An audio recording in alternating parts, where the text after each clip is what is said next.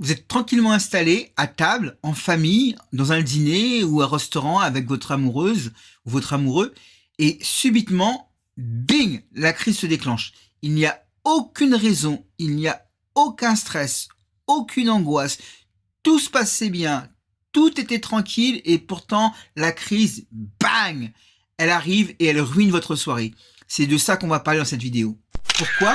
À certains moments où vous êtes tranquille, il n'y a pas de stress, il n'y a pas d'angoisse, il n'y a pas de raison d'avoir une crise d'angoisse. Pourtant, la crise d'angoisse arrive et bing, elle vous submerge. Alors, vous allez me dire comment ça se fait. Moi, dans mon expérience, j'ai vécu ça au début, en 2010-2012.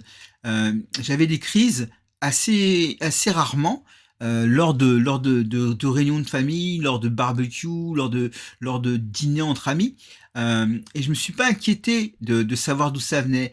Et ce qui s'est passé, c'est que ça a créé un ancrage. Une première fois, une première année, lors d'un repas de Noël en famille, en Auvergne, j'ai eu une crise et ça a créé un ancrage et j'ai eu le phénomène d'évitement, le fait que j'ai associé au repas de famille la crise d'angoisse. Et ensuite, à chaque repas, j'avais cette appréhension que la crise se déclenche. Et pourtant, tout se passait bien. Enfin, j'avais l'appréhension avant d'aller au repas. Je me disais, est-ce que je vais avoir une crise? Pendant le repas, tout se passait bien. Et au bout d'un moment, bing, la crise se déclenchait. Pourquoi? Parce que j'étais en train de me surveiller. Je me surveillais, je surveillais mes ressentis. Et ça, c'est quelque chose qui déclenche les crises. Cette espèce d'auto-observation qu'on a de soi, ça déclenche les crises. Alors vous allez me dire, il n'y a pas de raison parce que dans l'instant présent, il n'y a pas de source d'angoisse. Dans le futur, on ne sait pas comme si on allait prendre les transports en commun, on avait un rendez-vous ou quelque chose de stressant à faire. On est simplement là, assis à table avec sa famille, avec ses amis, avec sa chérie, avec son chéri, et pourtant la crise arrive. Il n'y a pas de cause précise pour que la crise arrive. Pourquoi ça vient? Alors pourquoi ça arrive? Parce que la crise vient de loin. La crise vient de notre petite enfance. La crise a été ancrée en nous depuis très longtemps. C'est pas quelque chose dans le présent. Dans le présent, on est attablé avec ses amis, avec sa famille, donc tout va bien. C'est pas quelque chose dans le futur parce qu'on n'a rien à faire d'autre que de passer un bon moment. Donc forcément, c'est quelque chose qui date d'une façon antérieure, d'une façon du passé. Et ce passé, ça peut être le passé dû à notre petite enfance, à notre adolescence, à des situations comme ça qui ont été anxiogènes, une famille dysfonctionnelle, des choses qui nous sont arrivées, qui nous ont un petit peu choqués, traumatisés. Se sont ancrés en nous au niveau de nos émotions, parce qu'il y a ce qu'on appelle un codant, c'est-à-dire qu'il y a une émotion comme un parasite, comme une petite graine qui s'est mis à l'intérieur de nous et qui a germé, qui a poussé, qui a fait des ramifications comme un parasite qui nous ronge de l'intérieur et qui est là de façon latente. Et il suffit qu'il y ait une perception, une action, une phrase, un mot, un ressenti au niveau de notre subconscient pour déclencher la crise. Alors bien que sur l'instant présent, il ne se passe rien, il n'y a rien de grave, il n'y a rien d'anxieux, il n'y a rien d'angoissant, bien que dans le futur, il n'y a rien d'angoissant non plus, ça veut dire que c'est dans le passé. Dans notre passé, il s'est passé quelque chose qui a fait que dans cette situation, le codant se manifeste et le codant crée la crise d'angoisse. Alors peut-être que le codant, c'est un événement, une action, une parole qui a eu lieu 2-3 heures avant ce dîner. Et pourtant, pendant ces 3 heures, ça a grossi, ça a mûri. Vous avez commencé à vous auto-observer, vous avez commencé à vous regarder de l'intérieur et c'est ce qui a fait grossir la crise d'angoisse et c'est ce qui l'a déclenché. Et au moment où ça arrive, eh ben là, patatrac, c'est la crise, c'est la panique. Alors moi, au début, quand j'avais ces crises en famille, je continuais à rester à table, je continuais à essayer de donner le change. Et c'était de pire en pire et c'est ce qui crée le fait que on appréhende, on anticipe la crise, qu'on a des repas de famille, qu'on a des sorties au restaurant, qu'on a des sorties entre amis. On anticipe cette crise et ce qui fait qu'à force d'anticiper la crise, on a un phénomène d'évitement et à force d'avoir un phénomène d'évitement, ça va se transformer en phobie. Le phénomène d'évitement va se transformer en phobie, phobie des transports, phobie sociale, phobie de l'extérieur. En tout cas, si on combat pas ça, ça ne partira jamais. les crises d'angoisse ne partiront jamais si on ne les combat pas. Alors, qu'est-ce que j'ai mis en place, moi, pour lutter contre ces crises d'angoisse qui arrivaient en famille? Premièrement, au départ, vous n'avez pas tous les outils. Un des outils principaux pour lutter contre les crises d'angoisse, vous l'avez vu dans Panic Killer, c'est la respiration. C'est de respirer profondément pour apaiser son corps, pour ralentir ses rythmes. Donc, une fois que vous serez habitué à la respiration, et la respiration, ça va pas se mettre en place du jour au lendemain. Il va falloir vous entraîner, persévérer, vous allez échouer, vous allez vous entraîner, vous allez persévérer, vous allez échouer jusqu'à temps que vous maîtrisiez la respiration. Et à ce moment-là, une fois que vous maîtriserez la respiration pour vous calmer en quelques respirations, ça va vous calmer. Ensuite, avant que ça arrive, dites-vous bien que vous avez le droit de ne pas vous sentir bien. Vous avez le droit de sortir de table, d'aller vous reposer, d'aller vous allonger, de sortir de cette ambiance un petit peu.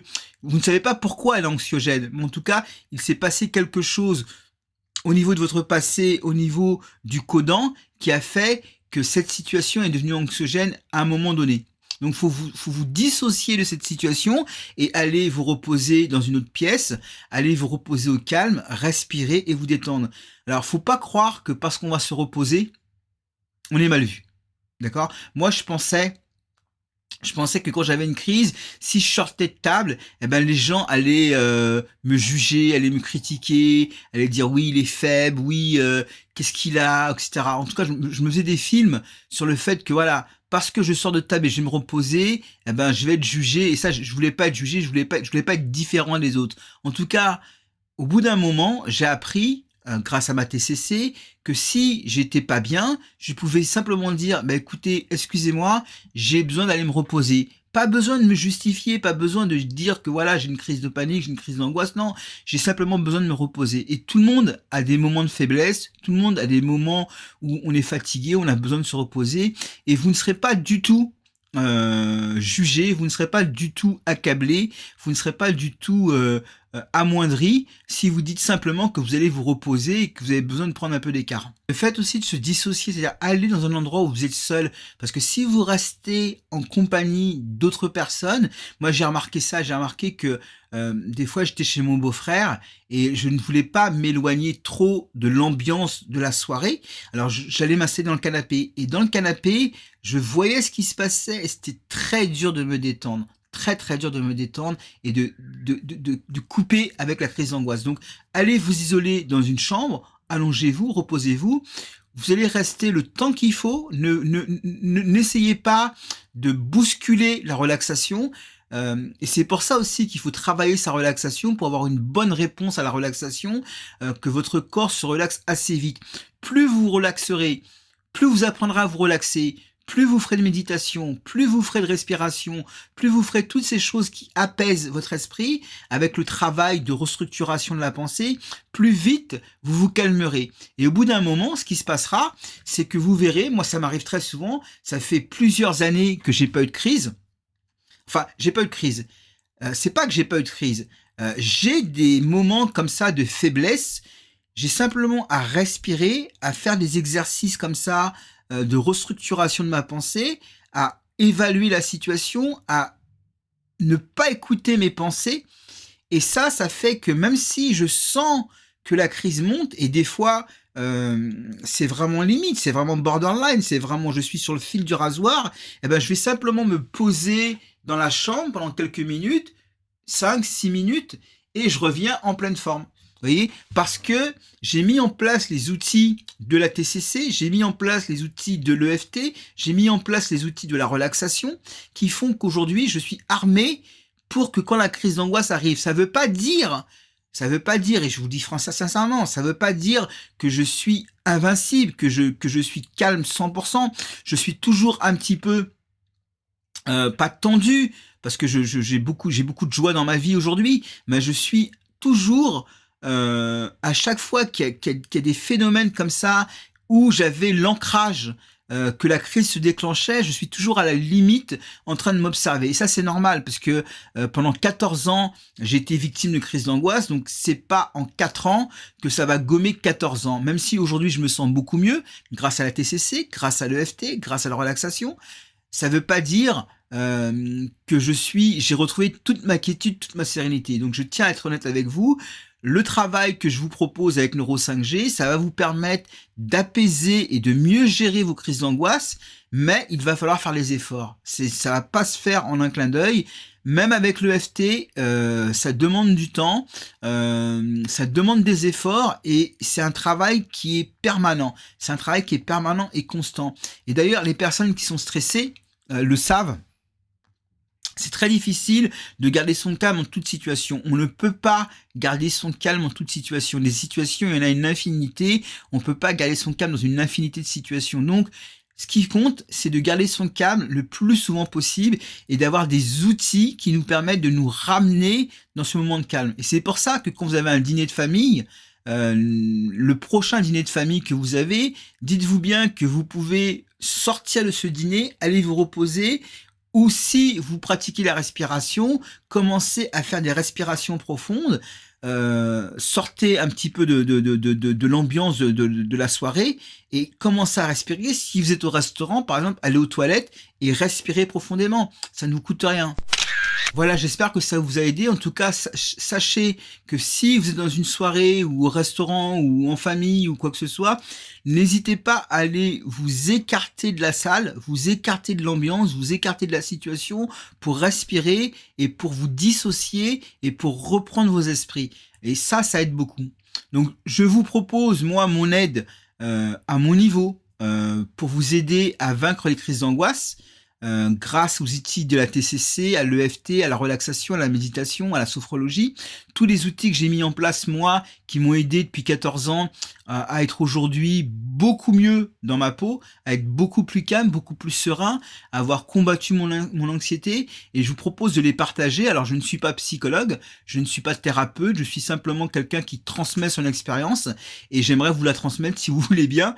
Donc pour cela, vous avez un lien dans le descriptif de la vidéo, dans la description de la vidéo, pour prendre rendez-vous avec moi. Je vous consacrerai une demi-heure, 3/4 d'heure pour vous écouter, pour qu'on échange ensemble sur comment on peut faire ensemble pour que vous mettiez en place les outils que je vous propose et comment vous pouvez faire de votre côté, si vous le faites pas avec moi, c'est pas grave, comment vous pouvez faire de votre côté pour commencer à lutter contre ces crises d'angoisse.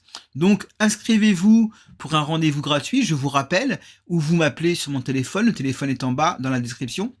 Et je vous dis à très bientôt. Au revoir, ciao ciao.